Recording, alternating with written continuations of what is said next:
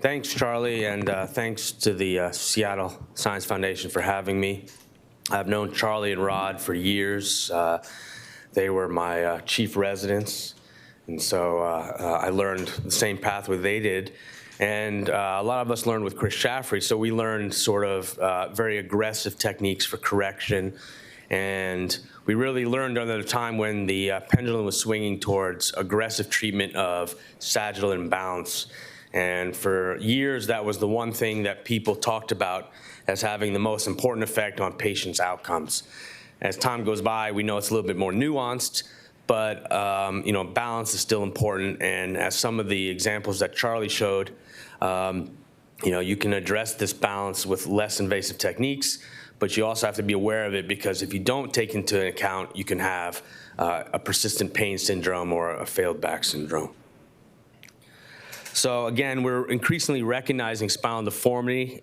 In the past, it wasn't read on MRIs. It's now read on MRIs. Sometimes it's overread. But we're seeing it a lot more in patients that are presenting for degenerative problems. So no longer are most people just getting an MRI. They may get an X-ray standing just to evaluate the overall balance. There's a high prevalence of scoliosis in the older population, and really this starts in the 40s and 50s. Some of the big studies have shown that it could be up to 70% of people even asymptomatic in the elderly population. And it can really affect your treatment, because if you're looking at somebody for foraminal stenosis or central stenosis and you think, well, I'm just going to do a decompression, if you have curvature there causing foraminal stenosis, you may not be able to fully decompress that. And the deformity can actually be made worse by destabilizing some of the posterior elements. And we're getting better and better at who can undergo these surgeries. When I first started training, 60s was kind of the oldest, then it was 70s, and now some people are even doing people in their 80s, albeit with mixed results. So we're treating older and older patients. We now have more medications and a better understanding of bone density, so we have options for people with osteoporosis, which before would preclude them from surgery. And we have more options now in the sagittal plane for correction. The three-column osteotomy was very popular and talked about 15 years ago. It's really fallen out of favor for most people, and I would guarantee you that most of the surgeons up here today don't do nearly as many three-column osteotomies as they used to. So even with all that being said, spinal reconstruction can entail significant morbidity. This is a revision that I did for somebody else who was operated elsewhere with significant proximal junctional failure. But as you can see here, there's significant muscle dissection, a lot of blood loss, high risk of complications. There can be long operating times, long hospital stays. And because of all this, not all patients are candidates. And we know that morbidity of these operations is extremely high. It's almost 20% in this report here, which is probably an underreporting of the major complications in those under 65. That's because it's, even though it's a prospectively collected database that this was published on, again, some of the complications aren't always caught. And it's even higher when you're doing something crazy like a PSO. It's almost 100%, if not more, that you're going to have a problem. And not every patient, as Charlie's case showed, needs the same treatment. So even if you have a mild deformity, you don't need to do a T10 to iliac on everybody. I think T10 to pelvis has become very popular, and a lot of people are doing it, but not every patient needs that extensive an operation. So does MIS have potential to decrease morbidity? Well, it's a lot less dissection. I do think there's decreased morbidity in terms of blood loss. There is a little bit of shorter recovery time. The length of stay really depends on the patient, so whether or not it's less, anecdotally, I couldn't tell you. There has been new thinking on the sagittal plane parameters, especially in different age groups. So no longer is 5 the magic number. The magic number depends on where you are, depends on your pelvic incidence and the like. And now more patients, if you use these techniques, can be candidates to have their deformity addressed. But one of the biggest concerns prior to this was the sagittal plane.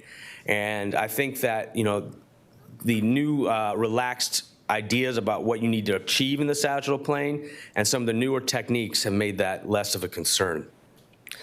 We also have had improving navigation. When I first started, I did everything freehand. I don't do anything freehand anymore. Every case that I do in the thoracolumbar spine is navigated, and the accuracy is improved, and the amount of time you spend trying to get in a screw is much less, especially in difficult deformity cases. So now the placement of the pedicle screw is essentially a commodity, and the actual treatment of the deformity is the skill set. You have a lot of new techniques, new ideas. You have a lot of imaging out there intraoperatively. If you're fortunate enough to have intraoperative imaging, you don't have to leave the operating room with any nagging doubts of whether or not that screw is too medial, too lateral, is it maybe in the right place. And so revisions have been decreased quite a bit in my care. We also have a lot of advances in less invasive techniques. When I first started, everything was posterior only. That's why we did the 3-column osteotomies. We do a T-lift at L5-S1 for the inner body, because the A-lift grafts weren't that interesting. Now you have a lot of different types, ranging from PEEK, but now more popular is titanium, and you have different lordotic options, which really allow you to get a lot of lordosis in a physiological fashion at L5-S1. And that's really addressed one of the major concerns with the anterior approach. So now, most of my patients are getting a front-back surgery, and osteotomies are limited to smaller osteotomies. And I don't rarely do I ever use a 3-column osteotomy. You also have improved lateral. You have a lot of talks on lateral, and even in somebody like me who's not a major lateral surgeon, when I do lateral, I can get results that will help in lordosis. So as you can see, you have a lot of inner body options now coming at you from different ways. You got T-lift grafts with different lordoses if you can achieve them. You got A-lift grafts, especially at 5-1, maybe 4-5, and you got laterals, which can really help you achieve coronal correction as well as sagittal correction with today's newer implants.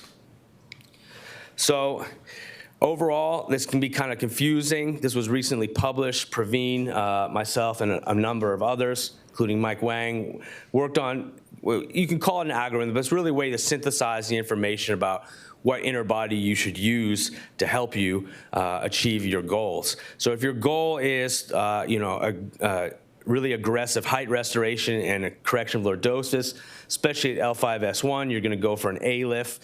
If you're looking for something higher up to restore that, it'd be an anterior column release or a lateral.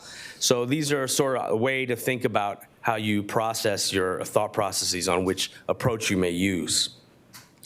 And that also leads us to another algorithm we published several years ago. And nothing in here is radical. It's really just a synthesis of techniques and information that is generally accepted in the deformity world. And the benefit of this is it'll allow you to think through the processes of whether or not a minimally invasive approach is right for you.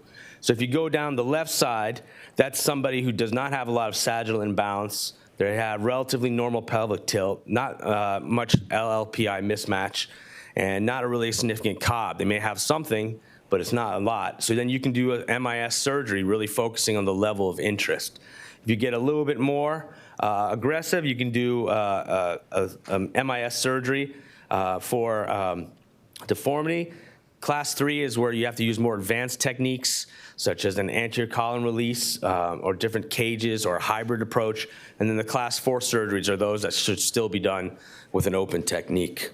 So a couple examples. This one here, you can see, has a very low, it has a normal sagittal balance. Normal lordosis is pretty good, but really just has foraminal stenosis and a minimal amount of deformity. So this is somebody that could be treated without a real deformity correction. You can address the level of interest, which is causing the radiculopathy. Class 2 patient, this is somebody with more of a coronal deformity. This is somebody that now can be treated with less invasive techniques. You can even do percutaneous instrumentation in the back if you achieve what you want to achieve through lateral approach and the like. And then class 3, this was generally prior to really 2016 treated extensively open because this was a sagittal imbalance. But this can be done now with multiple releases through the lateral approach and can get a really nice correction with a less invasive approach. It can also be done open, and if you did do it open, you would not be faulted for that. And then finally, somebody with a fixed deformity, a significant amount of thoracic kyphosis.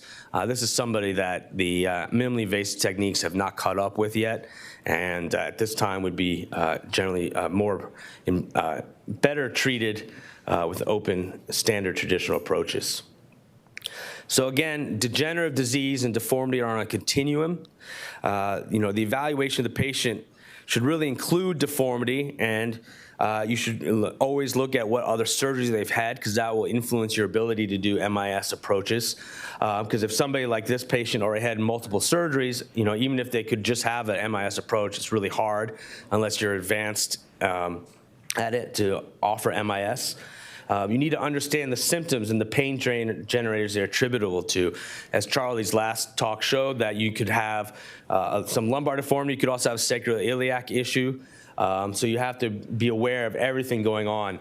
And then, if you can, seek less invasive ways to treat deformity. T10 to iliac can be a great operation, but it's really a great operation for somebody that's in a rocking chair or in a lazy boy to get moving. For somebody that's active, it really is not the best operation. So again, just consider your goals of the surgery. Is deformity the problem, or is degenerative disease with compression the problem in the setting of deformity? Thank you.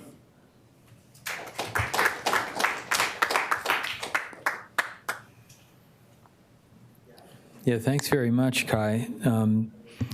Yeah, that was there were some very nice cases there.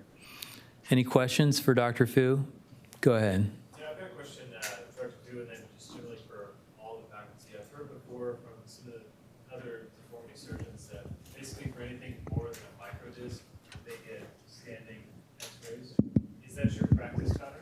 And that's for all the faculty as well. I think, definitely one of my newer partners, Dr. Verk, does that. I tend to only get those X-rays if I plan to do a fusion. I mean, if somebody's coming in for a discectomy, I don't want to talk myself into T10 to pelvis. I tend to be a little bit conservative that way. I mean, if you can always talk yourself into a bigger surgery, but if somebody's getting a fusion, I want to make sure I'm not going to fuse them in a way that, iatrogenically leads to more loss of lordosis. What do you think, Charlie? Yeah, I mean, I definitely never think that it hurts to get standing scoli films. It might give you a good understanding of the situation, but I'm not going to try to make that push me to do a fusion. But it does, might give you a little clue as to some other problems that may exist down the road. Dr. Pimenta, I think you wanted to say something. Yeah, very good presentation.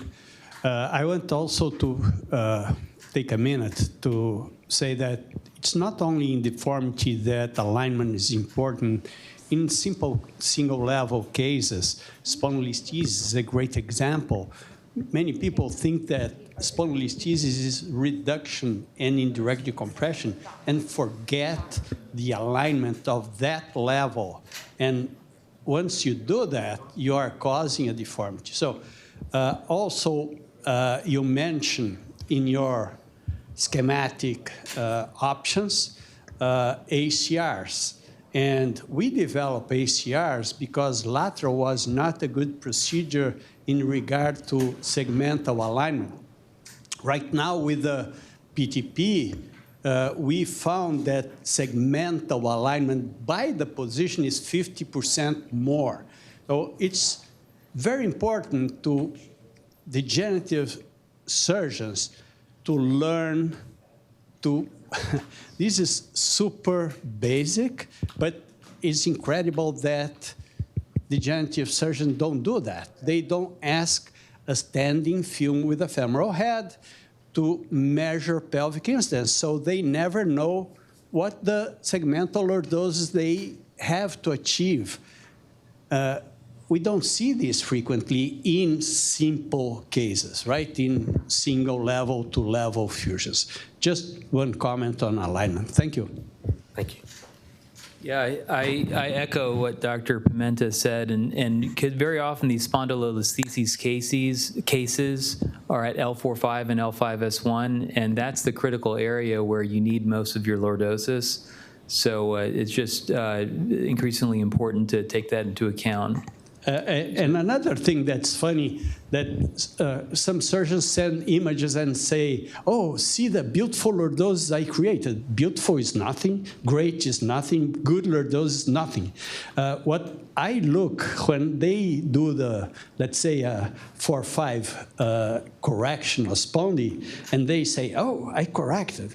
I look to the level above, and if I see the 3-4 level that opens up, means that there was not enough lordosis for that level. So for the younger surgeons, it's interesting that you pay attention to the level above before you finish your case.